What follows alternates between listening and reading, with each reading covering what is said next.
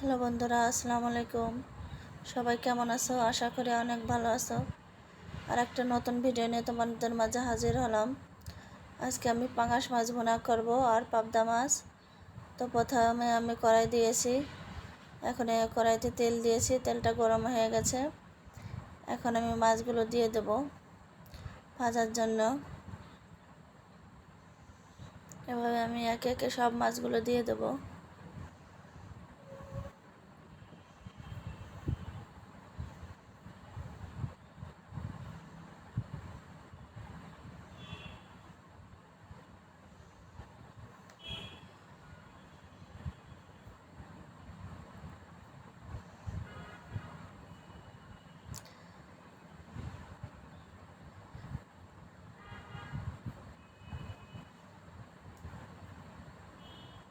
আমার মাছগুলো দেওয়া হয়ে গেছে।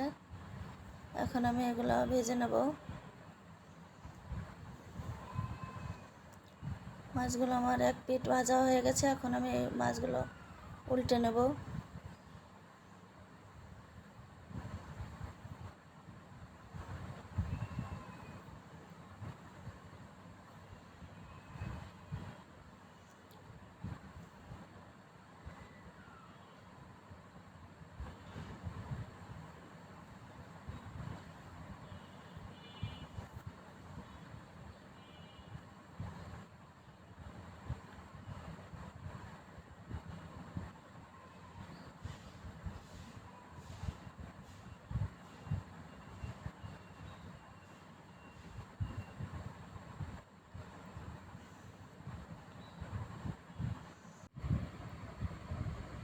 মাছগুলো ভাজা হয়ে গেছে। এখন আমি মাছগুলো উঠিয়ে নেব।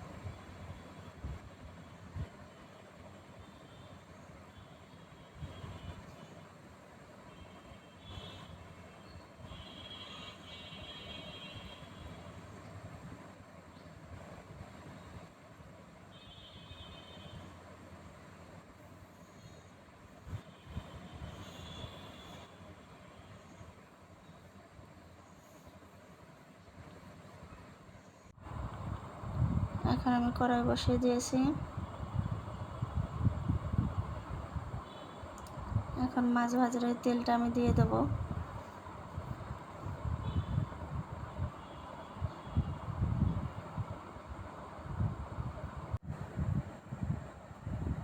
এখন আমি পেঁয়াজ বাটা দিয়ে দিলাম।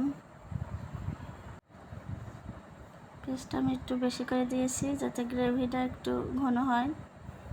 এখন আমি রসুন বাটা দিয়ে দিলাম, জিরা বাটা। এখন মশলাটা আমি একটু কষিয়ে নেব কিছুক্ষণ।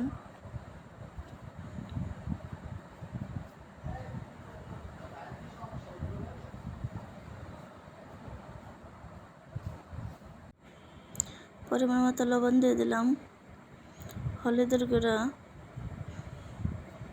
মরিচের গুঁড়া। এখন আমি আবারও মশলাটা কষিয়ে নেব।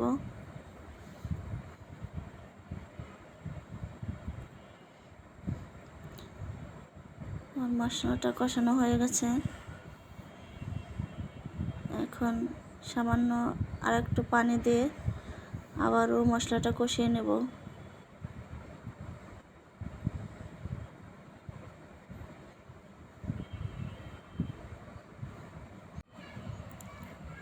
মশলাটা কষানো হয়ে গেছে। এখন আমি মাছগুলো দিয়ে দেব। এখন আমি মাছগুলো একটু নেড়ে দেব।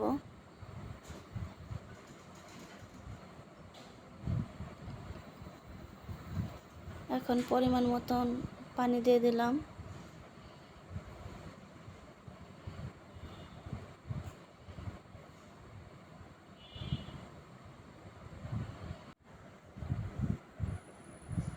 আমি এই চুলায় এখন ফ্রাই প্যান বসিয়ে দিয়েছি। ফ্রাই প্যানটা গরম হয়ে গেছে, এখন আমি পরিমাণ মতো তেল দিয়ে দিলাম। এখন আমি পাবদা মাছগুলো ভেজে নেব। একে একে সবগুলো মাছ দিয়ে দিচ্ছি।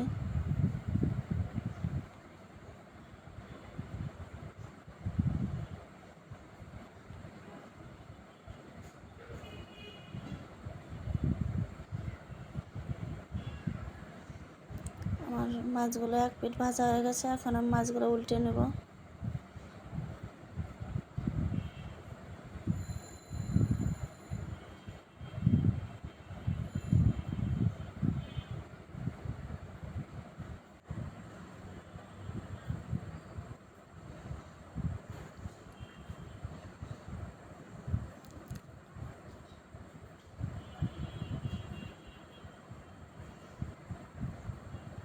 আমার মাছগুলো এখন আমি ভাজা হয়ে গেছে, উঠিয়ে নেব।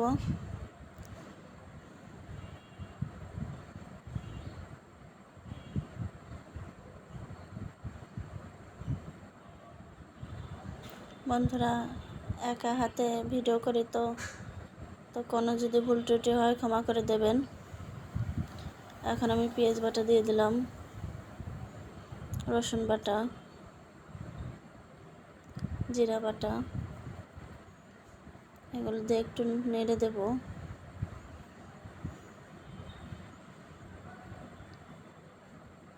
এখন আমি লবণ দিয়ে দিলাম স্বাদ মতন, মরিচের গুঁড়া, হলুদের গুঁড়া,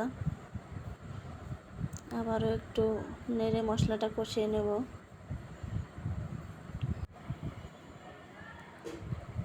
এখন আমি সামান্য পানি দিয়ে মশলাটা কষিয়ে নেব কিছুক্ষণ।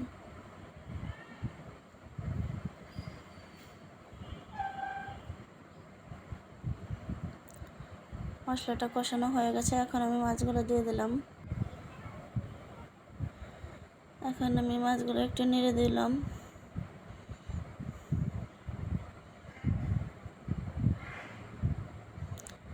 এখন ঝোলের পানি দিয়ে দিলাম আমি।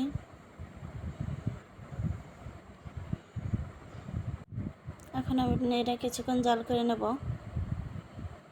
তো বন্ধুরা, কিছুক্ষণ জাল করার পর আমার মাছ ভুনা হয়ে গেছে। এই হলো আমার মাছ ভুনা। আমার রান্না হয়ে গেছে বন্ধুরা। আল্লাহ হাফেজ।